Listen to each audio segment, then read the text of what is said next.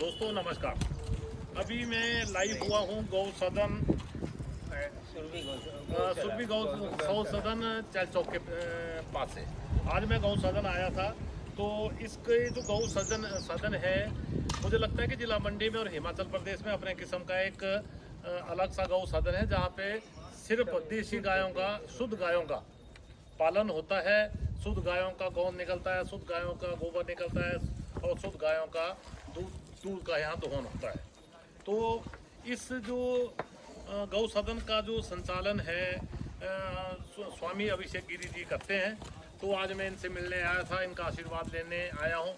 तो मैं आज इनकी व्यवस्था देख के बड़ा परेशान हुआ कि इन लोगों ने यहाँ पे बड़े स्तर पे इस गौ सदन का निर्माण किया है और इस गौ सदन के अंदर इतने टेक्निकल ढंग से गायों का पालन होता है, परंतु इसको चलाने के लिए बहुत सारी दिक्कतें और मुश्किलों का भी इनको सामना करना पड़ता है। तो मैं आज सामने देख रहा था कि इसको चलाने के लिए कम से कम महीने में कोई 1.5 लाख रुपए का खर्चा आता है, परंतु इसके लिए कोई सरकार का कोई फंड तो है नहीं कि कहीं से आए। तो जो भी आदमी अपना सहयोग करता है, उसी सहयोग से इस गौ सदन का संचालन होता है। तो मेरी आप लोगों से एक आग्रह विनम्र निवेदन रहेगा कि आप लोग भी अगर इस गौ सदन में किसी भी किस्म का सहयोग करना चाहें तो आप लोग बगैर चिंता करके मेरा कॉन्टैक्ट नंबर लेके आप सीधे गौ सदन के खाते में कोई भी सहयोग डाल सकते हैं।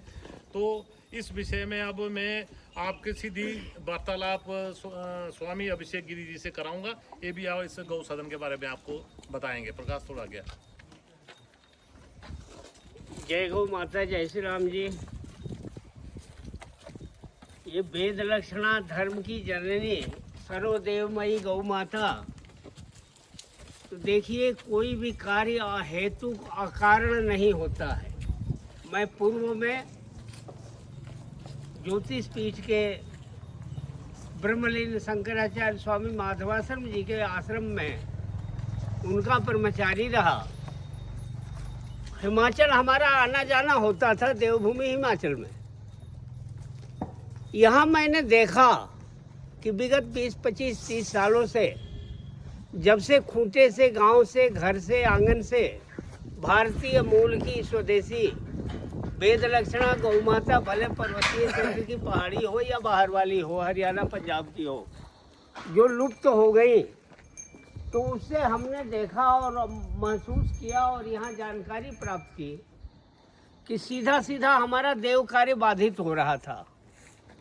हमारा जीवन अन्नमय है, देवता यज्ञमय है और यज्ञ गोमय है। गाय यहाँ है नहीं, गाय का गोबर नहीं, गोमूत्र नहीं, गाय का दूध नहीं, दही नहीं, घी नहीं, और सभी धार्मिक कार्य हो रहा है। तो इसका मतलब हमने देखा कि देवता को देवता का आहार ही हम अज्ञानता बस बाधित कर रहे हैं, जिसके वजह से उसका हमें पहले की तरह उसका कृपा नहीं मिल पा रहा है। दूसरी बात, पूरा देश के लोग चिकित्सा और स्वास्थ्य लाभ के लिए हिमालय और हिमाचल आते थे।